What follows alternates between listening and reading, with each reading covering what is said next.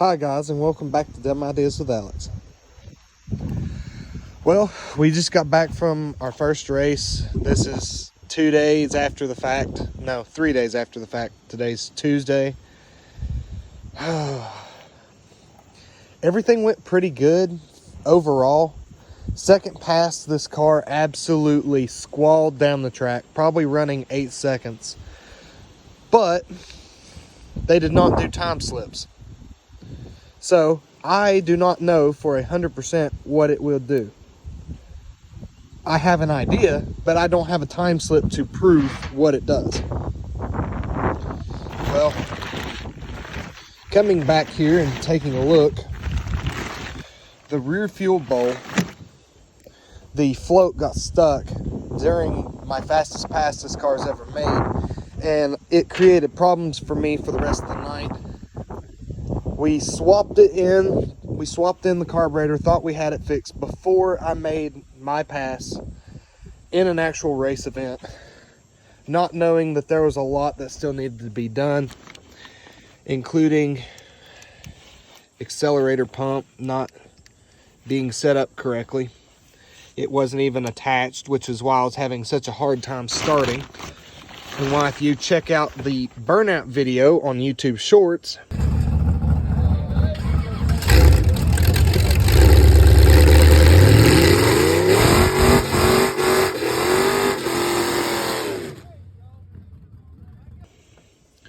which I'll put into this, that was the reason why it died, was because my accelerator pump was not attached and not working. Had I had the accelerator pump, I would have been able to do the burnout and make a last pass. But when they done test and tune after the night was over, I had a leak right here at this joint, because I have my water pump upside down because of the harmonic balancer not letting it clear. And I mean, it works. It's not great, but it's good enough to make it down the track. So I gasket makered that with a bigger screwdriver to tighten that up. So hopefully that fixes the water leak. I will probably put more water in that and try to fill that up and fix that tomorrow. I have to finish getting the nitrous ready. Of course, I may need to tighten this little bolt right here up just a wee bit more.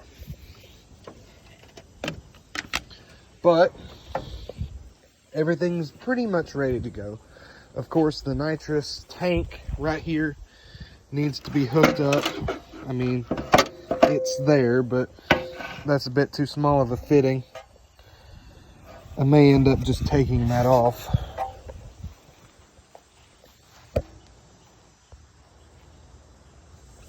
So this car's still got a long way to go, but overall, not bad at all. Not bad. First pass, I kept up with an 8-second car because timing was off, but that was okay. Now I have to get these seats bolted down. Yes, I made passes with the seats not even bolted in the car, both sides. And I've got to fix my fuse panel because I had to swap fuses out, which that was annoying. But this car is coming together. It is running very, very well. And I may run the 8.0 index class at English Mountain this weekend. But it really just depends on what all I get done, what all I get fixed, what all is running. I hope to get some good footage of this motor running, this motor driving, but I don't know yet. It's just going to take some time to do. Got to get started on this project. Got to get started on that motor. And then can't be hauling race car with my truck because bottoms out my suspension. Yay! Good to know I mess up my suspension every time I haul this car. Great. Joyous. But yes, we will hopefully be running this car here soon, driving this car here soon, and just overall being ready to race again with some good people such as Seth and Lane. Seth, second pass, I raced Seth Hensley. Second pass, I raced Seth in his black SN95 Mustang. Well, it did not go well. He had either a TPS issue or some sort of other issue causing his car to go somewhat into limp mode, only revving up to like 2,000 RPM and not revving any higher. Probably would have been a much better pass for the both of us if his car wouldn't have messed up, but there's no way of really controlling that. So we hope to have his car fixed and get him back up and going.